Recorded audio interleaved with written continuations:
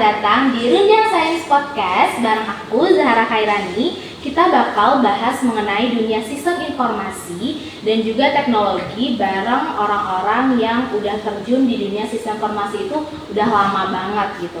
Nah, karena ini episode pertama, jadi aku mau kenalin sedikit seputar sistem informasi itu sendiri atau seputar podcast ini gitu. Podcast ini tuh dibuat untuk kita sharing-sharing tentang sistem informasi, tentang teknologi menurut perspektif akademik maupun profesional gitu.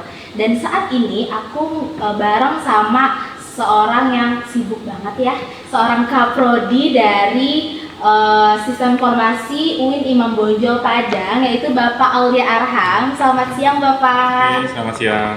Bapak apa kabar Pak? Alhamdulillah sehat. Alhamdulillah sehat. Nah, di sini kita bakal bahas tentang teknologi Pak, tentang sistem informasi itu sendiri gitu. Karena Bapak kan kaprodi nih ya, pasti apalagi Bapak udah terjun di dunia sistem informasi itu udah lama banget kan Pak ya, udah bertahun-tahun mungkin. Tapi sebelum kita bahas lebih jauh tentang sistem informasi itu apa, Zahra mau flashback dikit Pak ke masa Bapak sekolah dulu. Waktu sekolah nih Bapak cita-citanya apa? Apakah memang ini udah jadi cita-cita Bapak gitu? Kalau saya tuh cita-citanya dulu jadi apa ya? Jadi tentara mungkin. Oh, jadi tentara. Cukup jauh ya Pak ya? Iya, jadi tentara. Dari tentara ke sistem informasi lumayan ya Pak ya? Iya. Terus Pak, kenapa bisa di sistem informasi? Kalau kata Cak Lontong tuh, ini saya tersesat di jalan yang benar. Oke, tersesat di jalan yang benar. Oke. Jadi ceritanya tuh dulu, jadi di tahun 2000-an itu kan mulai berkembangnya komputer tuh, mulai banyak yang menggunakan komputer, itu awal-awalnya. Nah, waktu saya SMP itu di sekolahan itu diadakan sekitar 10-15 unit komputer. Nah, di situ saya mulai belajar tentang komputer. Tapi lucunya belajarnya cuma Excel, Word, kemudian bikin word art. Nah, dulu itu kan hobinya kayak gitu, bikin itu. Dan itu cukup menarik dulu. Nah, kemudian sharing-sharing dengan gurunya. Ternyata jadi anak komputer itu bisa jadi orang kaya. Oh iya, betul. Iya, karena dulu hanya menginstal komputer itu dapat sekitar 250-an tahun 2000. Iya, tahun 2000 lumayan ya Pak. Nah, itu sangat menarik tuh Iya. bagi ini untuk cari kerja itu enak gitu. Nah, disitulah ketertarikannya. Akhirnya ya deh, coba komputer deh. Oke, dari sana ternyata ya Pak ya. Terus Bapak waktu itu S1-nya di mana Pak? Saya satu di Solo, Surakarta. Di Solo. Jadi pas mau mutusin untuk ide sistem informasi aja nih, apa cita-citanya lagi Pak? Kan awalnya tentara tuh, ternyata belok nih ke sistem informasi. Jadi pas masuknya jadinya mau apa? Kalau sekarang kan nih mahasiswa sekarang ya Pak, teman-teman Zahra, terutama Zahra nih kan Pak. Cita-cita paling jadi nanti data analis sistem analis gitu. Apakah ada gitu Pak? Oke, kalau dulu tuh saya pengen jadi programmer. Jadi programmer karena kebayangnya tuh kita bisa bikin apapun. Iya betul. Mau buat apapun terserah kita gitu kan. Kemudian seiring belajar, ngoding ternyata banyak bahasa pemrograman ternyata. Bahasa Inggris aja nggak bisa hafal-hafal gitu kan. Iya. Harus bahasa komputer pula dipelajari. Itu puluhan bahasa pemrograman tuh saya pelajari. Nggak satu pun yang matang jadi. Dan terus belajar, lompat. Main ke security, cyber security. Nah, di situ saya belajar tentang cyber security. Nah, setelah saya belajar cyber security sampai dengan akhirnya tuh sampai sekarang. Nah, domainnya di cyber security. Oh, sampai sekarang nih Pak? Iya. Terus kalau jadi dosen itu apakah masuk wishlist Bapak juga waktu itu Pak? Enggak. Saya nggak kebayang. Jadi guru aja nggak pernah kebayang. Oh iya, tapi kenapa bisa terjun Pak? Nah, itu dia. Jadi ceritanya dulu saya jadi dosen karena ditawari. Jadi saya lulus S1 bulan Agustus. Kemudian pas waktu itu selesai sidang skripsi dengan 4 penguji saya, 2 orang kaprodi, kemudian 2 orang pembimbing saya, dua-duanya kaprodi yang penguji saya. Mereka langsung nawarin, kamu mau nggak gabung dengan kami? Wah, itu hal yang sangat mengejutkan bagi saya dulu. Nggak expect banget ya Pak ya? Iya, seorang anak yang apa ya, selengean, anak Vespa, rambut anak Vespa gondrong. Bapak dulu ya? Iya, gondrong sepinggang, mungkin lebih panjang anak saya dulu. Sepinggang. sepinggang dulu. Terus ditawarin jadi dosen tanpa ada bekal apapun. Iya. Bingung kan? Bingung. Saya nolak. Enggak Pak, bukan style saya jadi dosen. Saya itu anak lapangan. Oh iya, anak lapangan. Anak lapangan. Akhirnya beberapa hari kemudian, kalau saya kuliahnya kan di STIMIK dulu ya. Iya Pak. Di STIMIK itu bukan rektor kalau di STIMIK, tapi ketua. Ketua STIMIK namanya. Ketuanya yang nawarin. Banyak ya Bapak masuk penawarannya dari segala sisi. 3 waktu itu. Kaprodi, wakil ketua, sama terakhir ketuanya tadi. Tawarin ketuanya, kemudian diiming-imingkan dengan beasiswa lah, inilah itulah. Akhirnya ya boleh deh gitu kan. Coba, akhirnya coba. Terbawa arus jadinya Iya, Pak ya? belum wisuda tapi saya sudah jadi dosen. Wah, keren. Terus Pak, berarti kalau zaman 2000-an, berarti itu 2000-an ya Pak? Itu 2013. Kalau sekarang kan kalau jadi dosen tuh kan kabarnya nih Pak harus S3 kalau sekarang nih Pak ya? Ya, secara aturan harusnya S3, tapi secara saat ini itu rekrutmennya masih S2. Masih S2. Jadi Bapak pada saat itu S1. S1, tapi langsung terjun. Iya. Apakah itu alasan Bapak lanjut S2 atau gimana Pak? Enggak. Lanjut saya S2 itu karena pengen wisuda lagi. Oh, pengen wisuda lagi. Ternyata wisuda itu enak gitu kan. Nah, akhirnya Oh, iya, saya lanjut banyak. S2 lagi, biar saya wisuda lagi. Oh iya. Kalau saya nggak lanjut, berarti kan saya nggak akan wisuda lagi Oh kan. iya, betul betul. Tujuannya itu. Oh iya, oke. Menarik ya. Jadi pengen wisuda lagi, Ya. pengen banyak dapat buket bunga lagi Ya, ya bisa kalau. jadi bisa foto-foto wisuda lagi gitu kan. Itu. Kalau sekarang udah tahun keberapa Bapak jadi dosen Pak? Dari 2013 sampai sekarang. Langsung Bapak jadi dosen di sini atau ada Kalau sebelum? di UIN ini 2018. 2015 mulainya. Pas di sini Bapak langsung jadi kaprodi atau gimana Pak? Enggak. 2018 itu belum ada sistem informasi. Oh belum ada Pak. Belum. Jadi waktu itu 2018 saya bergabung dengan UIN. Jadi waktu itu saya ikut ke dalam tim persiapan pembentukan prodi Sains dan Teknologi. Nah waktu itu ada 6 prodi tuh yang diusulkan. Saya lupa persisnya, tapi itu ada 2 prodi komputer waktu itu, teknologi informasi dan ilmu komputer. Nah kemudian saya ikut dalam tim penyiapan itu sampai akhirnya dimoratorium oleh Dikti, dan PT KIN hanya boleh mengajukan 5 program studi sains dan teknologi. Sistem informasi, matematika, biologi, kimia, sama fisika. 3 ini. Nah kemudian rektor pada waktu itu Pak Eka Putrawiman memilih 2 prodi saja, sistem informasi dan matematika. Dan akhirnya itu kami usulkan, dan alhamdulillah 2019, kalau SI itu tepatnya tanggal 7 bulan 2 2019, izin pendirian prodi turun dari Dikti. Nah, makanya penerimaan pertama itu di 2019. Nah, kaprodi pertama kali itu Pak Andri, kemudian di 2020 berganti dengan Bu Mega. Nah, saya itu baru 2022. Berarti Bapak yang paling lama lah ya Pak ya untuk bertahan di kaprodi ini. Ya, mungkin. Bisa dibilang gitu lah Pak ya. Terus kira-kira perkembangannya apa aja tuh Pak dari Bapak yang sebelumnya nggak kaprodi nih, sekarang Bapak nih yang megang nih. Apa perkembangan yang ada di sini Pak? Perkembangan di SI-nya. Iya di SI-nya. Kalau di SI-nya sekarang, ini kalau lihat perkembangannya dari awal sampai sekarang gitu ya. Iya. SI itu menjadi prodi di UIN yang ditakuti oleh prodi yang lain. Kenapa? Takut ini bukan hal yang negatif nih ya. Oh iya. Ceritanya gini. Pertama kali SI buka jalur pendaftaran, waktu itu kami karena terlambat, karena Februari kami tidak bisa ikut dalam seleksi SN UMPTKIN Pak.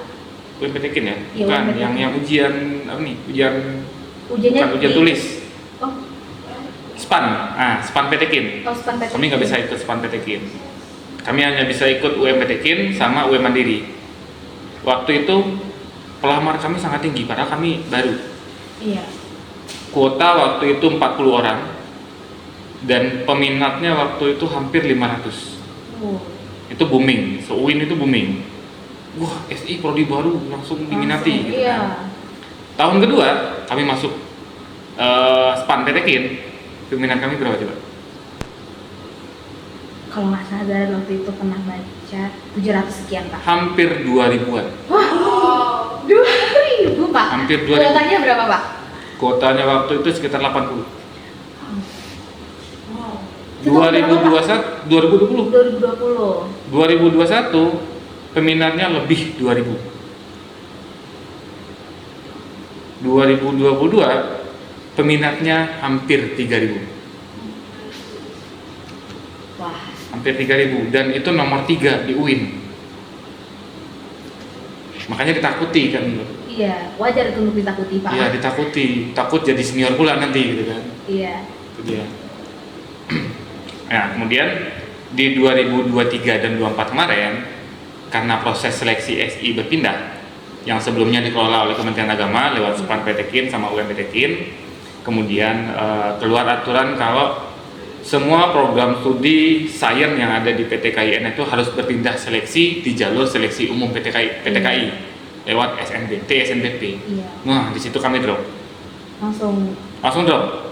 Dropnya nggak signifikan gitu ya. Penerimaan 2023 itu peminatnya sekitar 500-an, 2024 ya 500-an juga. Tapi kuota naik waktu itu. Kuota sekitar 120 sampai 150. Nah, karena permasalahan sosialisasi. Karena pendaftar tidak tahu kalau kita sudah berpindah. Oh iya. Iya, kalau Zahra yang sendiri aja tuh agak kaget juga Pak. Karena ada dari adik-adik itu nanya, "Kak, kok nggak bisa ya Kak lewat SPAN gitu?" Ya. Oh, masa nggak bisa sih gitu? Dan juga jadi pertanyaan, ternyata emang ada kebijakan barunya. Iya, ada kebijakan baru. Jadi kami harus berpindah. Pindah rumah lah gitu ya. Buat penerimaan, pindah rumah ke SPAN UM SNBP gitu, SNBP dan SNBT. Nah, itu waktu. Nah, kan itu berarti salah satu tantangan juga kan Pak ya? Kira-kira apa untuk kedepannya Pak? Ya, kalau kita kan bicara tentang akademik. Iya, tentang akademik. Kita bicara akademik. Dimanapun kita berkuliah itu hampir sama. Setiap kampus berlomba-lomba mencari mahasiswa sebanyak-banyaknya, semua. Kan, apalagi kalau dibicara tentang Sumbar saja lah gitu ya. Sumbar untuk perguruan tinggi negeri itu sangat banyak. Di Kota Padang aja ada UIN, UNP, UNAN, PNP, ada apa lagi? Kalau yang swasta banyak juga. Di swasta lebih banyak lagi. Apalagi sekarang 2 PTKIN yang di Sumbar yang sebelumnya belum UIN sekarang sudah jadi UIN. Yang mana Pak? UIN Bukit Tinggi. Oh iya, Bukit Tinggi. UIN Batu Sangkar. Oh, iya. Nah, syarat menjadi U itu harus ada prodi umum. Iya, prodi. Nah, mereka kemungkinan akan membuka prodi baru. Dan peluang besarnya buka prodi komputer. Iya, Pak. Karena peminatnya banyak. Banyak, iya. Peminatnya banyak. Akhirnya ya kualitas sih intinya. Kualitas. Zaman sekarang itu lebih penting kualitas daripada kuantitas. Iya, betul. Nah, jadi strateginya tingkatkan kualitas. Tingkatkan kualitas. Oke. Nah, untuk kan di sistem informasi itu kan banyak banget peminatnya nih kan Pak ya. Banyak banget, apalagi kita bahasnya di Sumatera Barat dulu deh Pak. Yang saingan kita otomatis yang umum yang sebelah ya kan Pak. Tapi kita ada nggak sih Pak pembedanya gitu Pak? Kalau ini tuh sistem informasi UIN nih, ada nggak Pak kira-kira? Oke. Pembeda antara kita dengan yang lain. Iya, betul.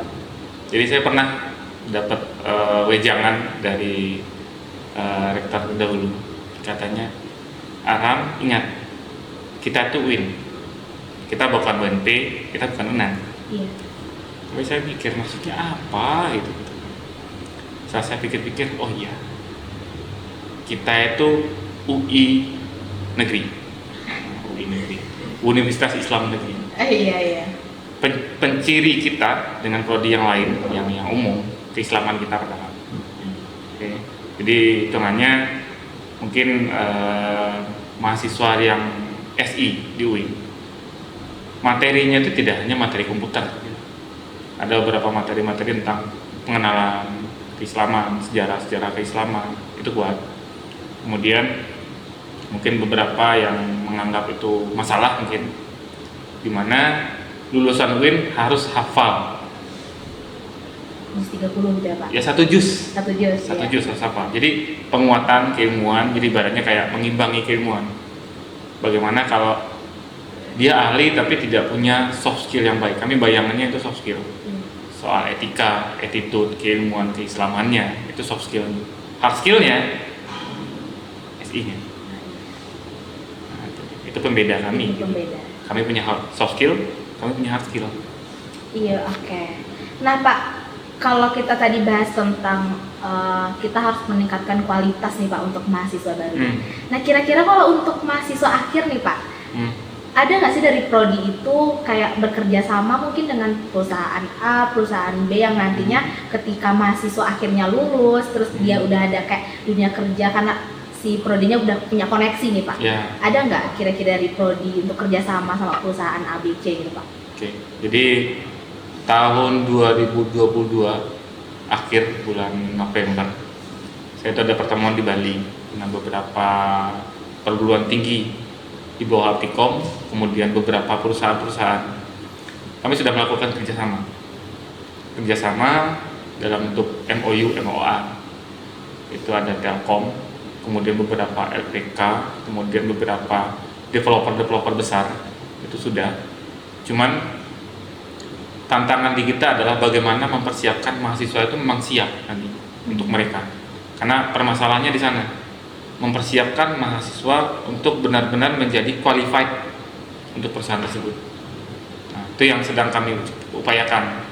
Karena contoh misalkan kami sudah kerjasama dengan Ruji. Ruji itu pakar jaringan, perangkat-perangkat jaringan Ruji. Nah, apakah mahasiswa lulusan kita itu qualified ke sana nantinya? Nah, itu masih kita persiapkan. Akhirnya sekarang strategi kita tuh mencoba memasukkan langsung praktisi jaringan. Itu langsung dari Telkom tuh. Mungkin ada yang pernah kuliah dengan Pak Hari Chan gitu ya. Pak, ya. Itu strategi kita. Ya. Kami langsung masukkan praktisi langsung. Tujuannya apa? Agar mahasiswa langsung berkomunikasi dengan praktisi. Kemudian diajarkan oleh praktisinya langsung. Karena kan kalau jaringan pasti praktisi gitu. Iya. Itu tujuannya. Nah, beberapa masih kami coba komunikasikan. Kemudian kalau misalnya kayak pembekalan seperti magang misalkan di perusahaan tersebut, ini problemnya. Bayangkan kalau mahasiswa disuruh magang ke Singapura, mau nggak? Tapi bayar sendiri. Repot ya Pak ya.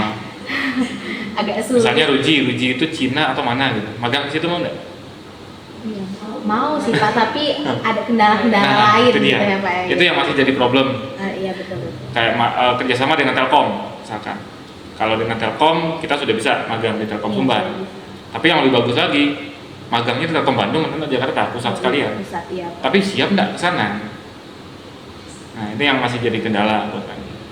Soal penganggaran, pembiayaan, itu masih jadi kendala. Tapi kalau soal kerjasama, ya tergantung saja nanti. Tergantung orangnya itu kan Pak. Ya, maksudnya kita setelah kerjasama, tindak lanjutnya itu yang penting. Karena kita kampus negeri gitu kan, setiap anggaran itu perlu pertanggungjawaban. Nah, itu dia. Tapi kalau mahasiswa siap, kami siap bantu, siap mengumpulkan. Nah Pak, apa tadi yang mau tanyain tadi ya tentang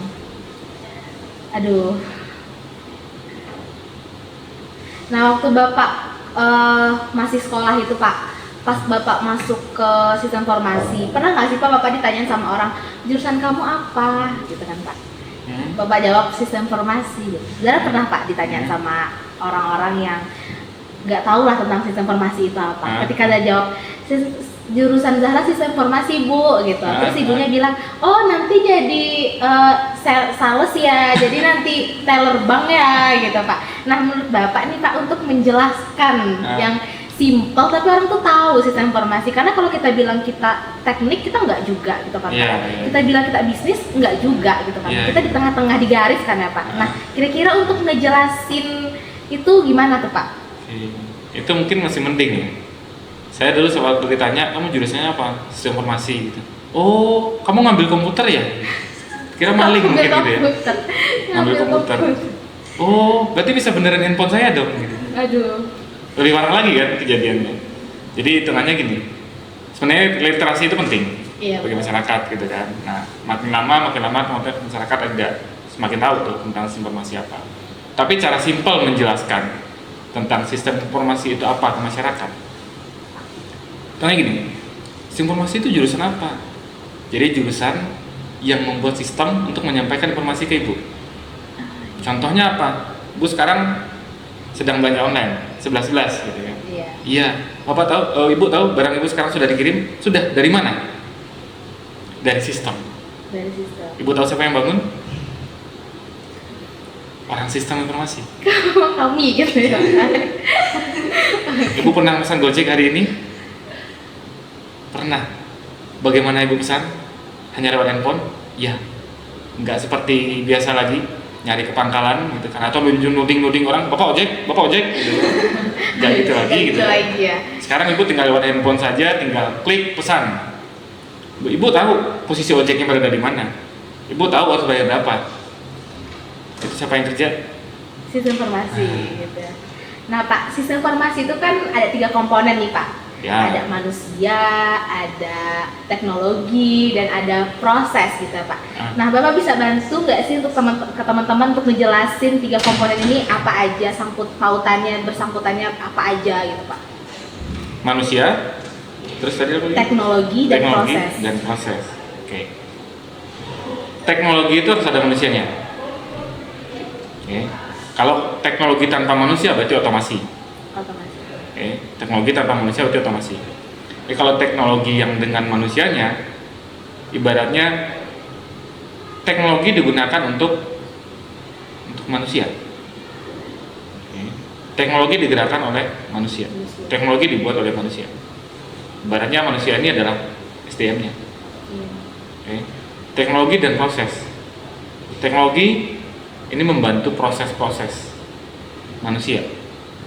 Contoh sederhana gini, seperti saat cerita tadi lah ya, proses belanja online misalnya. Proses belanja online. Apa teknologi yang kita gunakan? Jaringan, mobile smartphone misalkan, ya kan? GPS misalkan, atau mungkin transaksi cashless, ya kan? Itu teknologinya. Manusianya yang melakukan proses itu dengan teknologi. Berarti ada proses, teknologi, dan manusianya.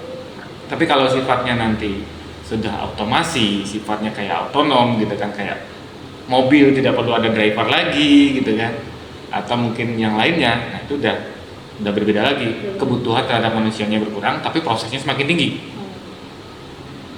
Jadi itu tidak akan terlepas ya semuanya. Nah Pak, kalau di dunia industri atau dunia kerja yang sistem informasi banget itu apa Pak? Bidang apa aja Pak? Dunia kerja. Iya. Yang jadi pertanyaan sekarang gini, di mana dunia kerja yang tidak membutuhkan sistem informasi? Semuanya ya Pak ya? Di mana kira-kira? Pasar ada, e-commerce Ya betul. Kantor ada, e-office. Di laut ada juga Pak. Penerbangan. Iya ada. Di mana yang nggak ada? Tapi banyak banget orang tuh yang kayak bingung, semisal sesimpel magang nih Pak. Ya. Kayak pengen magang, kita nikahnya semester 5 ini kan lagi hektik banget nih Pak cari tempat magang. Padahal kan harusnya memang seperti yang Bapak bilang, mana tempat yang nggak ada sistem informasinya gitu. Tapi tetap bingung gitu loh Pak. Aduh, itu anak sistem informasi bisa nggak sih di sana gitu Pak? Makanya kan kita itu bisa berada dimanapun. Yang penting itu di situ ada yang dikerjakan. Kalau nggak ada, cari kerjaan di situ. Nah, itu dia. Misalnya magang di kantor lurah misalkan. Ngapain kantor lurah gitu kan? Kan banyak pelayanan di situ. Pelayanan administrasi masyarakat misalkan kan juga banyak. Kita lihat, wah masyarakat susah melakukan pelayanan. Pelayanannya hanya jam kerja. Pelayanannya nggak pasti berapa lama proses dilakukan, ya kan? Oke, analis informasi bisa berperan di situ, ya kan? Mau magang di mana lagi? Di yang kira-kira susah, kayak magang di rumah sakit gitu Pak. Di rumah sakit misalkan, ya kan? Itu ada satu sistem informasi yang khusus rumah sakit, sistem informasi rekam medis. Itu mungkin ya Pak, teman-teman nggak ada yang pemikiran kesana kali ya Pak? Ya mungkin kebanyakan mikirnya ke TikTok aja kali gitu. kita tuh ke Telkom gitu Pak mikirnya, karena Telkom nih sistem informasi banget nih gitu, padahal masih banyak lagi kan Pak yang lain. Banyak, apapun pasti sekarang itu ada sistemnya. Nah, yang penting itu perusahaan sudah kredibel dan mereka berorientasi untuk maju dan melayani. Pasti mereka akan berubah semua sistem mereka. Semua perusahaan, kantor akan ikut berubah dengan adanya sistem. Nah Pak, di setiap tahun peminat sistem informasi itu makin lama tuh makin meningkat, apalagi ada orang yang versinya aku mau kuliah di teknologi tapi aku nggak suka ngoding, kan sistem informasi kan nggak ngoding banget gitu kan Pak. Nah dan juga makin banyak lah itunya Pak saingannya, yang untuk saingan masuk universitasnya makin banyak, yang ketika lulus pun ketika di dunia kerja saingannya juga makin banyak. Nah apakah yang mana lebih mengancam kita sama manusia itu atau kita sama AI Pak? AI kan makin lama nih makin wah ada aja yang foto tiba-tiba bisa pelukan gitu, sekarang AI ada tuh Pak. Sekarang AI nge-screenshot prototipe kita aja masukin ke AI, bisa AI itu buatin codingannya gitu Pak. Yang mana lebih mengancam kira-kira Pak? AI atau manusia yang tidak belajar di SI? Iya, AI atau manusia yang di SI gitu Pak. Oke. AI itu kan buatannya orang SI. Ya. Kenapa dianggap ancaman? Tapi kalau semakin kompleks AI-nya nanti mungkin kan nggak semua orang gitu ya Pak. Apakah AI bisa melihat problem real? Nah, kabar-kabarnya nih bakal ada AI yang seperti itu nih Pak. Apa namanya tadi? Komputer apa tadi namanya? Komputer kuantum. Ada komputer kuantum sekarang Pak yang bisa menyelesaikan masalah yang sebelumnya nggak bisa nih diselesaikan. Nah, sekarang malah bisa diselesaikan sama si komputer itu. Nah, ancaman nggak sih Pak untuk mahasiswa sistem informasi gitu? Atau mungkin itu jadi peluang sebenarnya? Di bagian mananya Pak peluang? Bagi yang malas ngoding,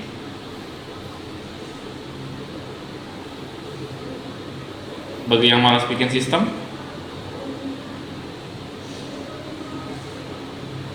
kan paradigmanya sekarang gitu ya, anak komputer itu tidak harus bisa ngoding gitu. Iya, tidak harus bisa ngoding. Tidak harus bisa ngoding. Itu paradigma yang salah seharusnya.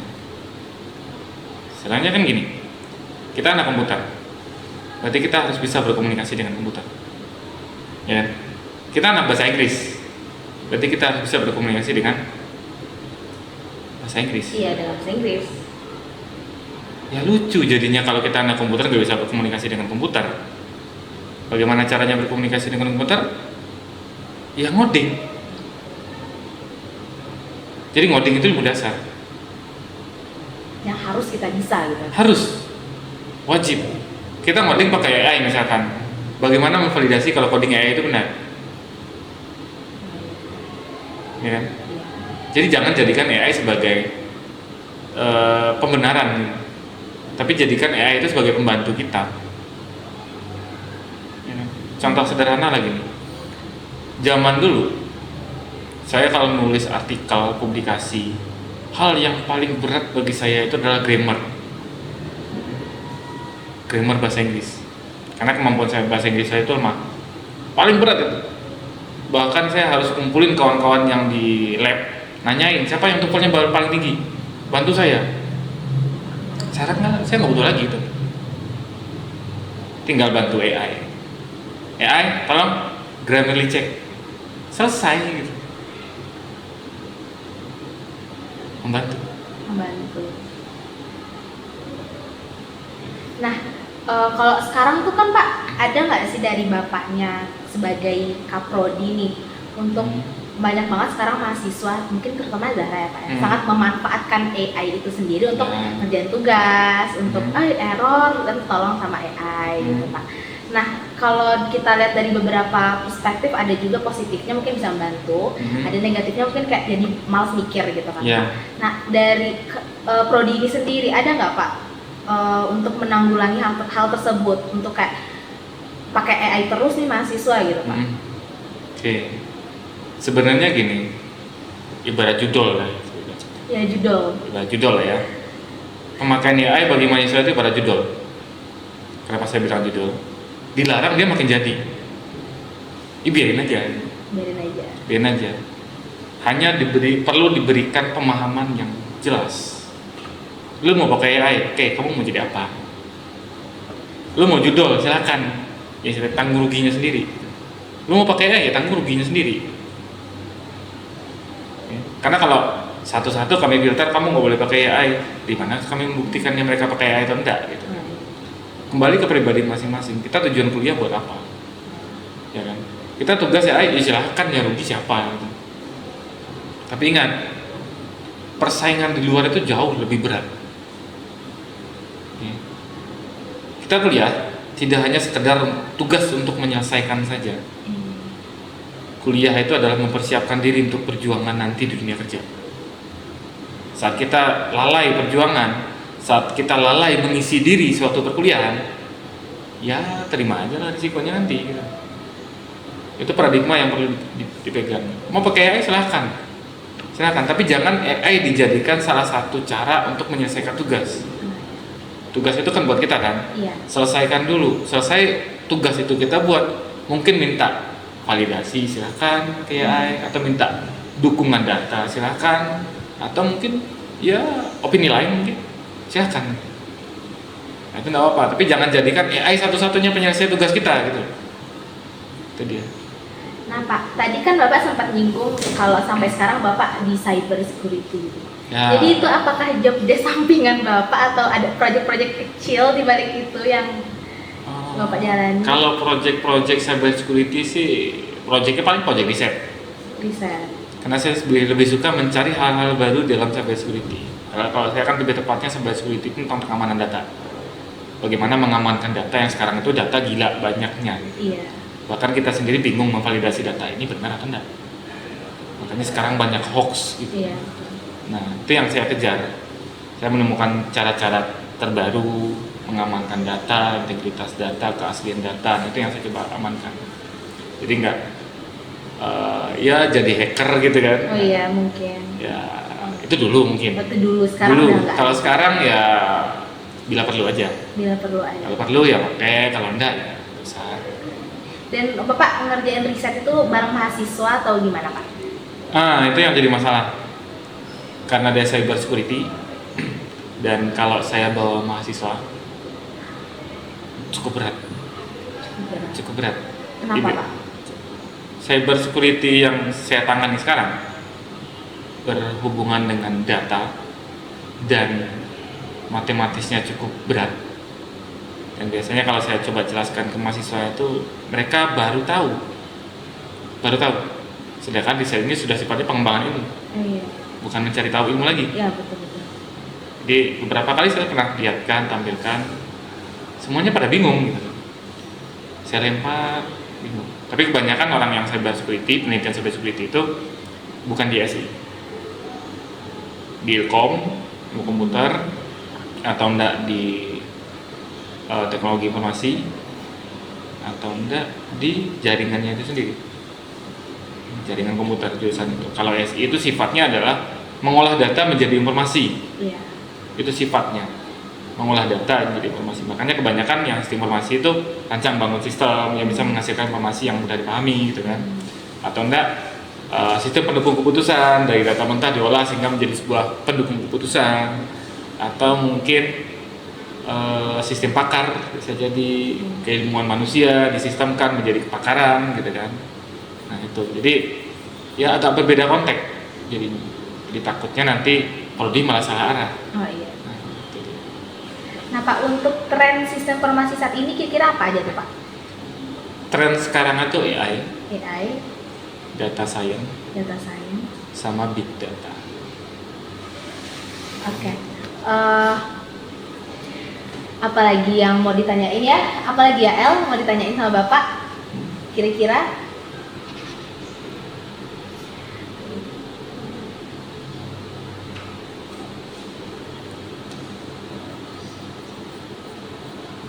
Coba El di next sebelum selesai. Ini kopi boleh diminum kan? Boleh Pak, silakan minum Pak.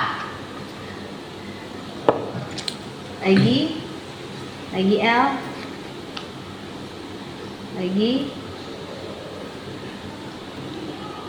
Nah Pak, Zara baru ingat, Bapak waktu itu ada waktu Disnatalis UIN tahun lalu, Bapak meluncing salah satu apa namanya produk, bisa dibilang produk atau apa tuh Pak? Perintis ID ya Pak? Oh ya. Saya ceritakan sedikit guys, FYI Bapak ini sama tim mahasiswa ya Pak ya? Ya. Buat salah satu karya bisa ngeprint, tapi kita mau tanya langsung kayak mana, kenapa tiba-tiba ada perintis ID itu? Apa perintis ID kan Pak ya? Ya, kenapa ada perintis ID? Terus berapa mahasiswa yang Bapak libatkan di sana? Gitu. Oke. Jadi ceritanya gini. Waktu itu saya kepikiran bagaimana membuat sebuah karya inovasi yang kira-kira bisa bermanfaat untuk sivitas atau targetnya. Akhirnya saya coba rekrutmen beberapa mahasiswa, itu mahasiswa khusus semua. Saya panggil satu-satu. Saya ajak, kamu mau nggak ikut sama tim? Ngapain Pak? Kita mau cari sesuatu nih, nyari suatu masalah yang bisa kita selesaikan dalam bentuk produk. Oke, siap Pak. Akhirnya terkumpul waktu itu 6 orang. 6 orang, kemudian kami diskusi setiap minggu rutin.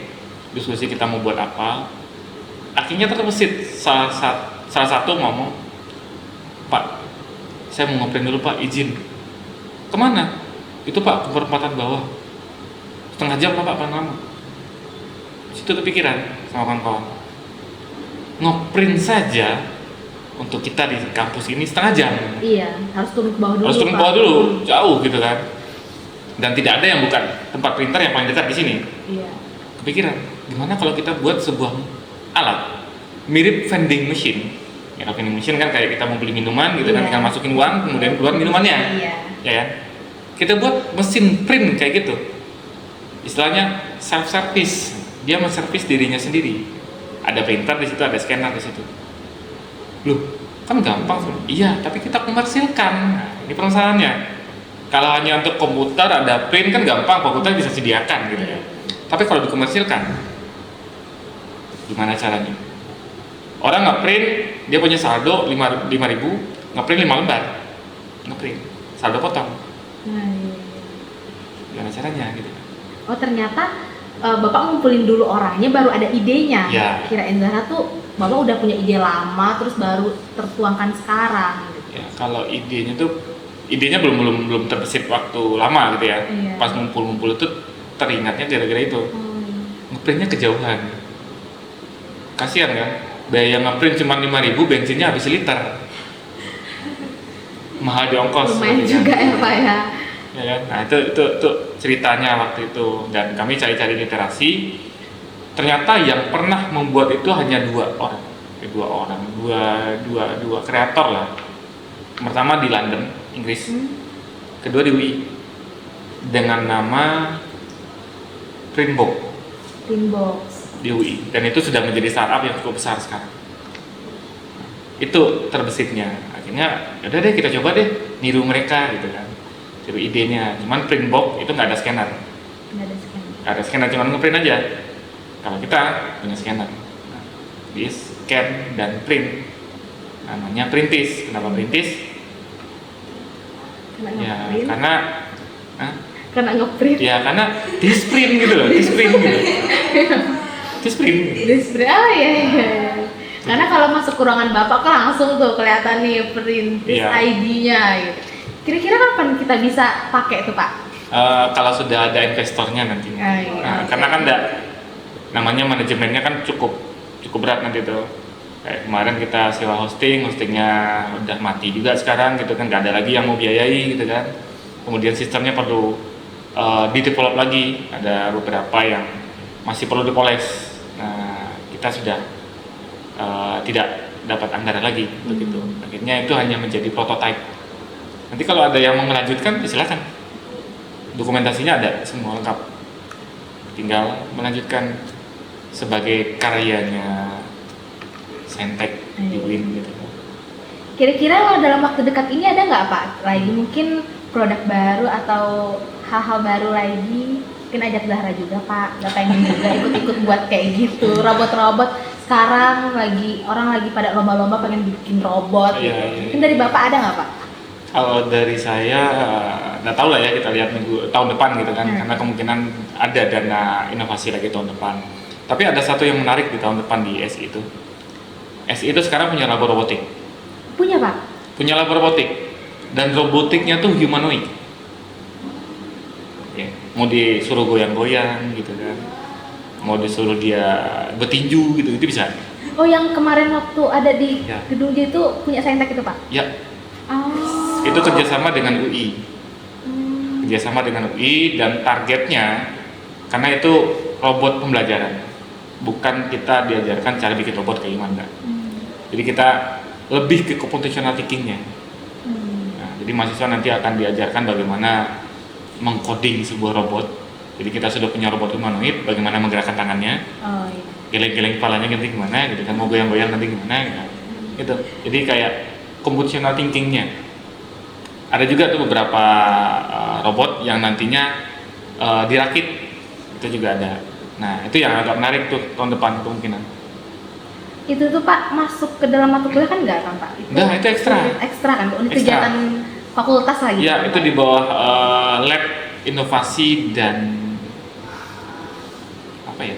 Pokoknya dua lab inovasi. Nah, itu ada tuh. Kemungkinan awal tahun mungkin sudah buka pendaftaran siapa yang mau ikut gitu kan.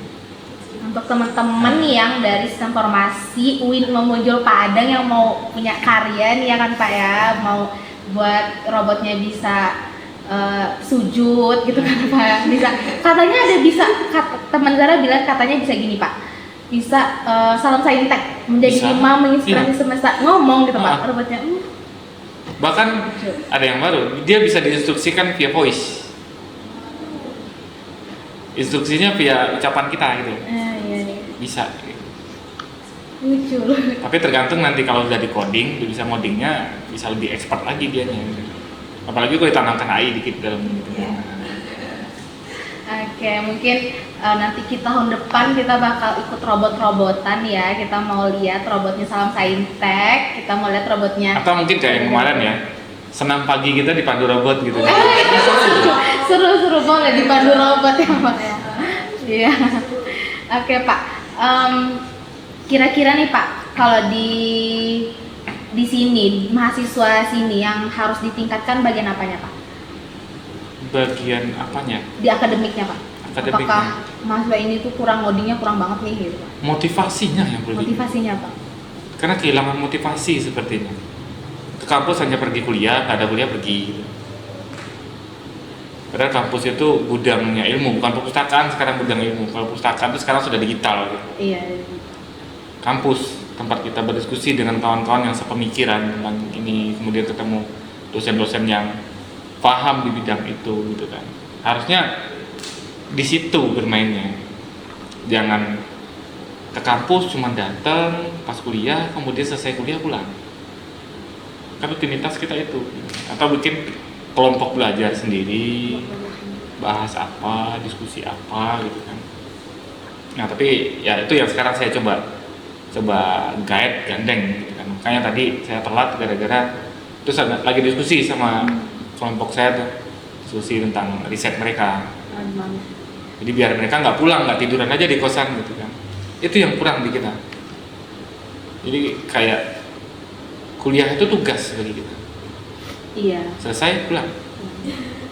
Kalau bisa nggak ada kelas gitu kan? Ya, motivasinya. Karena berpikirnya tuh ya kayak SMA, yang penting masuk, udah gitu kan. Besok nilainya pasrah aja lah. Ya. Itu dia. Padahal kita di kampus sebagai mahasiswa itu mempersiapkan diri untuk Nantinya gitu kan Pak ya. itu dia. Nah, sampai lulus tapi nanti bingung mau kerja apa ya, mau cari kerja mana ya. Nah kalau menurut Bapak nih sekalian aja nih ya Pak, menurut Hmm. Bapak mahasiswa komplain nilai itu kalau komplain sama Bapak itu diterima atau gimana tuh Pak? Komplain nilai, oke. Ini masalah yang tricky ya. Iya. Tricky maksudnya gini. Yang komplain itu tidak sadar diri. Oke. Nggak sadar diri, tidak introspeksi dulu. Kemudian saat komplain tidak mau membuktikan. Nah, iya. Jadi Bapak sebenarnya terima-terima aja Saya komplain. kalau dia bisa membuktikan kalau dia layak diberikan nilai A, saya akan berikan nilai A. Tapi dia itu tidak bisa buktikan kan. Padahal di awal kuliah itu kan sudah ada kontraknya tuh. Ini loh komponen penilaian kita seperti ini. Kemudian tahu-tahu dia datang, Pak, kenapa nilai saya B? tahu-tahu 3 kali tidak hadir. Salah satu tugas tidak dikumpulkan misalnya. Atau merasa nilainya bagus. Saya keluarkan hasil ujiannya, ini loh hasil ujian kamu kemarin. Iya. Kecuali dia bisa buktikan. Jadi tetap diterima kalau ada bukti gitu ya Pak. Misalnya, oh Pak saya hadir kok Pak. Mana bukti? Itu dia. Jadi namanya juga komplain kan? Iya. Komplain itu harus disertai dengan Bukti. pendukungnya. Pendukung yang lain. Jadi kalau komplain aja siapa saja bisa komplain berarti kan. Tapi kalau nggak ada penguatnya agar komplainnya diterima itu kan nggak masuk akal.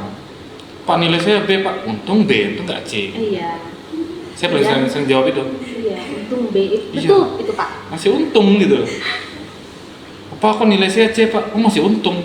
Untung nggak kasih saya E gitu. Kalau untuk mahasiswa yang sering izin tapi alasannya itu organisasi, kalau menurut Bapak itu gimana Pak? Itu dituntut manajemen waktu mahasiswa. Manajemen waktu. Mana lebih penting organisasi atau kuliah? Karena kan biasanya kan kalau perkuliahan itu secara aturan perkuliahan umumnya mahasiswa diizinkan 25% tidak mengikuti, 75%-nya mengikuti. Iya. Ya kan? Silahkan. Kalau bagi saya yang tidak hadir itu apa? Mau dia sakit, mau dia apa, serah. Berarti mereka nggak hadir karena masuk dalam komponen penilaian kan. Kalau sakit masih dalam dianggap komponen penilaian, berarti ya nggak adil dong. Kawan-kawan sudah hadir, sudah menyerap banyak materi di situ, kemudian disamakan dengan orang yang tidak hadir, kan nggak fair jadinya. Makanya kalau saya tuh soal mahasiswa izin ikut organisasi, ya itu risiko kamu. Kan kamu memilih ikut organisasi, ya kan? Berarti kamu juga memilih risiko itu, ya kan? Nah, itu dia. Jadi saat kita memilih pasti ada risiko. Dan jangan tidak terima risiko karena pilihan. Pengen, oh Pak, karena saya ikut organisasi Pak, buat memajukan saintek juga Pak. Loh, kan nggak kami yang suruh. Aduh. Iya. Iya kan? Iya. Oh kamu ikut organisasi gitu, nggak pernah kami nyuruh. Kan itu kita milih. Kita milih plus gitu kan. Iya. Jangan lupa saat kita pilih plus, yang lain jangan jadi minus. Milih plus, yang lain jangan minus. Betul. Iya kan? Ikut organisasi kan plus kan? Iya plus. Tapi masa kuliahnya jadi minus? Iya. Harus balance lah ya Pak. Harus pandai manajemen waktu. Harus seimbang. Oh kalau kita mau semuanya, semua orang juga sama mau semuanya. Iya. Ya kan? Oh pengen privilege misalkan, Iya. kayak anak presiden gitu kan? Iya. Nggak bisa gitu. Pengen kalau ketua nih. Iya kan saya ketua Dema Pak, nilai saya harus bagus dong, nggak bisa gitu. Nggak bisa ya Pak ya. Nggak bisa gitu, privilege namanya tuh. Oh ada kekhususan karena saya sudah mengabdi banyak gitu. Ini dalam konteks yang berbeda gitu. Itu dia. Nah ini yang banyak salah arti. Itu dia. Saya dulu pernah ngasih nilai pegawai kampus saya itu E. Teman saya sendiri waktu di kampus, bukan sini ya. Iya. Di kampus saya yang lama dulu. Dia pegawai kampus itu. Dia melanjutkan studi di situ. Kuliah dengan saya. Jarang masuk. UTS, UAS ikut. Tugas ya ngumpulin setengah lah. Saya kasih nilai E. Ngamuk dia. Pak, kenapa saya dikasih nilai E? Untung saya kasih nilai. Oh, D waktu itu. D. Untung saya kasih D, kalau enggak saya kasih E. Loh, kenapa Pak? Loh, kan kamu sendiri yang buat nilai itu. Saya tinggal menilai. Ya tapi kan saya nggak kuliah, ini kan gara-gara kerjaan kampus Pak. Kan kamu yang memilih. Bukan saya yang nyuruh. Kalau saya harus memprivilege kamu karena kamu orang UIN, orang kampus gitu kan. Ya berarti saya nggak fair dong. Yang lain gimana? Nanti yang lain juga bakal ikut-ikutan ya Pak. Itu Saya nih untuk kampus nih. Itu jadinya. Ya saya kasih D 2 semester. Berat. Dan sekarang dia jadi artis. Jadi artis Pak. Ya. Kira-kira saya tahu nggak tuh Pak? Kalau orang Jawa mungkin tahu. Oh, kalau orang Jawa. Mungkin kurang tahu saya Pak ya. Nah Bapak kalau masa waktu Bapak jadi mahasiswa, Bapak tipikal mahasiswa yang sering organisasi atau pesta aja gitu Pak? Kalau saya di kuliah, Iya, di nggak kuliah. pernah ikut satupun organisasi. Itu emang Bapak nggak mau atau Nggak ada waktu. Nggak ada. Oh, nggak ada waktu. Saya kuliah kerja. Oh, jadi Bapak. Saya kalau nggak kerja nggak kuliah. Hmm. Akhirnya selesai kuliah, saya akan kerja. Gitu. Mana yang lebih penting? Kerja sih, Iya. Pak. Ada duitnya. Karena kerja, kalau nggak kerja nggak kuliah kan? Iya. S2 pun juga sama. Saya kerja dulu, baru kuliah. Jadi kalau saya nggak kerja, saya udah kuliah. Akhirnya saya nggak punya waktu untuk organisasi. Nah itu kekurangan saya. Tapi nggak ada penyesalan lah ya Pak. Nggak ikut organisasi dulu. Kalau beberapa kali ya kemarin. Karena saat misalnya ada pengisian portofolio misalkan, pernah ikut organisasi apa, coret semua. Oh, iya. Ya agak sedih ya Pak. Ya paling yang saya tulis itu pernah jadi anggota OSIS di SMA gitu kan. Mentoknya sampai SMA aja Iya. nih, pas kuliah udah nggak ada lagi. Iya, nggak ada lagi. Tapi nggak apa-apa sih, karena Iya. kan kerja juga kan itu pengalaman juga Pak. Tapi di pengalaman kerja saya banyak poin. Iya. Pernah kerja di PT ini dari tahun ini sampai tahun sekian. Iya. Pengalaman dalam bidang keilmuan, gitu. Saya pernah bikin riset ini. Iya, jadi organisasinya mungkin agak kurang. Iya, makanya mungkin saya kurang banyak bersosialisasi gitu. Iya. Iya, lumayan ya Pak ya. Jadi nggak ada temannya saya. Mungkin terlalu sibuk juga Bapak sekarang Iya, mungkin bisa ya. jadi. Oke, mungkin kita udah lumayan panjang ya ngobrolnya, lumayan panjang kan ya. Oke, jadi kesimpulannya nih, kalau kita ditanya sistem informasi, intinya kita itu adalah orang yang, Mbak Ibu kalau misalnya beli di Shopee Bu ya, Ibu beli di Shopee yang buat itu kita, sistem informasi, segala informasi yang Ibu dapat dari teknologi itu mungkin kita yang buat, seperti itu ya Pak ya. Nah Pak, statement penutup nih Pak, closing statement untuk mahasiswa yang mau terjun ke dunia sistem informasi, apa kira-kira Pak untuk teman-teman? Oke, untuk mahasiswa yang mau terjun kuliahnya atau terjun kuliahnya kerjanya? Pak, terjun kuliahnya. Oh, terjun kuliah. Mau ambil informasi S1 gitu. Oke, satu saja sih ya. Sistem informasi dibutuhkan dimanapun. Saat sistem dibutuhkan banyak, SDM pasti dibutuhkan banyak. Kalau kita kerja, orientasi kuliahnya untuk kerja. Tapi kalau orientasi kuliah kita untuk ilmuwan, ilmu komputer sistem informasi itu perkembangan sangat cepat. Sangat cepat. Zaman saya dulu nggak pernah ada istilah-istilah AI, sekarang AI. Makanya dimanapun negaranya, keilmuan yang paling cepat berkembang itu bidang teknologi. Waktu dari sekolah juga, pas saya kan angkatan 22 nih Pak, waktu SMA itu belum ada AI Pak. Sekarang semester 5 tiba-tiba ada. Iya.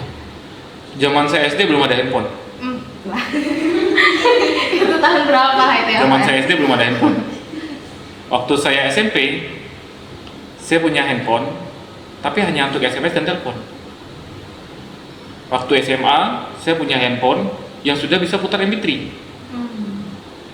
Waktu saya kuliah, saya punya handphone yang bisa touchscreen, bisa internet.